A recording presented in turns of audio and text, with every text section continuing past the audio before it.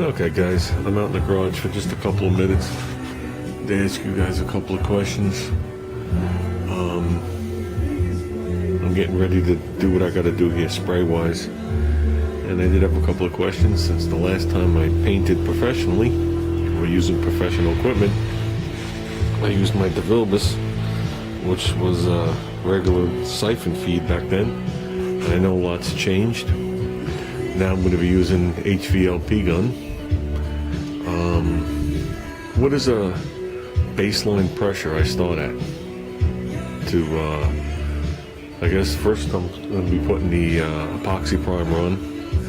Then I'm going to be doing the slick sand, which I think requires a bigger tip if I read it right. Then we're going to go a base coat black, and we're going to go with a satin clear. So what do you guys run for line pressure at the gun, not at the compressor? And what are you guys running when the gun's not being pulled? And do you guys have a set number you do while the gun is being pulled when you got the pressure drop? Those are my questions. Sound like silly, stupid questions, but it's been a long time. And I figured before I blow $100 material, wasting it all over the place trying to figure it out, if I have a baseline to start on, it'll just make my life a little easier. I was actually going to run today and pick up the paint, or pick up the actual epoxy to get going, and I realized I don't have a respirator anymore either. So I ordered one online, one I was happy with, and I went to pay for it through PayPal, and PayPal tells me I owe them a load of money. So instead of just paying for the stupid little respirator, they tacked all the other money to it. And it turns out I had sold something last week, and I had shipped it, but I never placed a tracking number on the ad that I shipped it. So instead of them contacting me to ask me where it was, they automatically put a dispute in. So I was like, I didn't even know what it was at first. And then I clicked on it and it said, what did it say?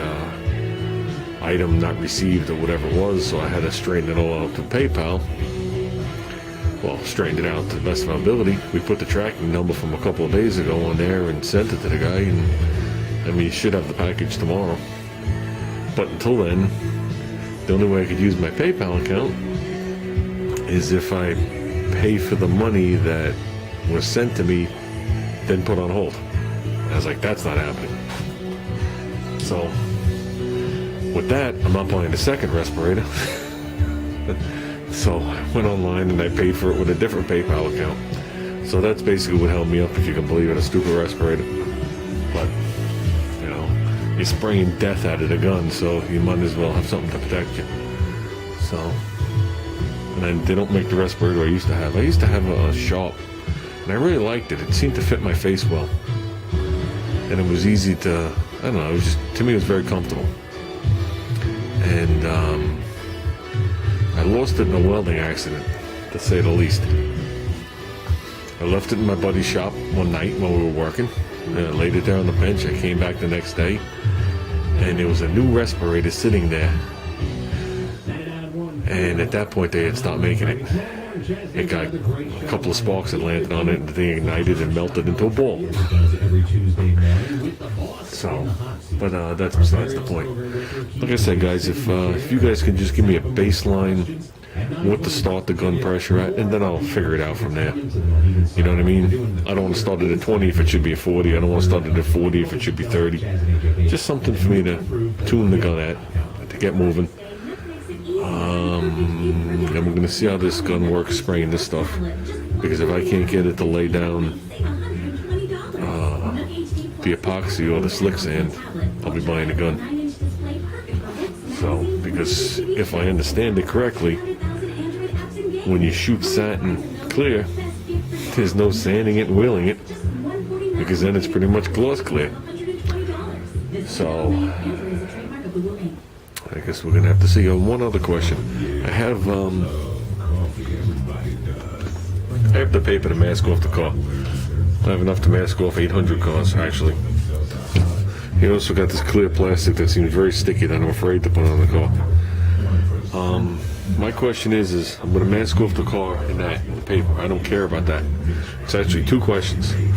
One, when I used to do it a long time ago, the people I dealt with, they used 3M tape to do the initial masking, and then everything off of that, they used tuck tape, T-U-C-K I think it was, because it was a quarter of the price.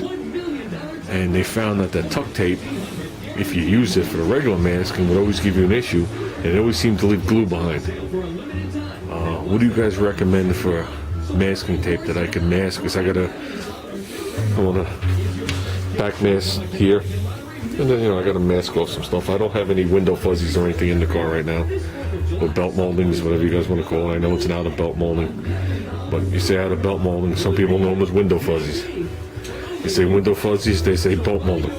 So that's all going to be just masked behind or whatever it is. But if you guys can give me an idea of what tape you guys are using. And my last question is I'm going to mask off most of the car up to the roof with the paper. I want to lay plastic over the rest of the car. I'm going to be nowhere near it with the gun. And I've heard Darren bring it up a long time ago. I don't know if when he was doing those used cars, that the plastic you use to mask a car has two sides to it. This is the correct plastic. Or the paint doesn't stick to it, and I guess if you hit it with the gun, it'll blow off, or it'll blow particles off, or whatever it is. And my question is if I'm painting from the belt molding down, and I'm masked up to the roof, can I lay plastic, just regular sheeting, like I have on the AMX?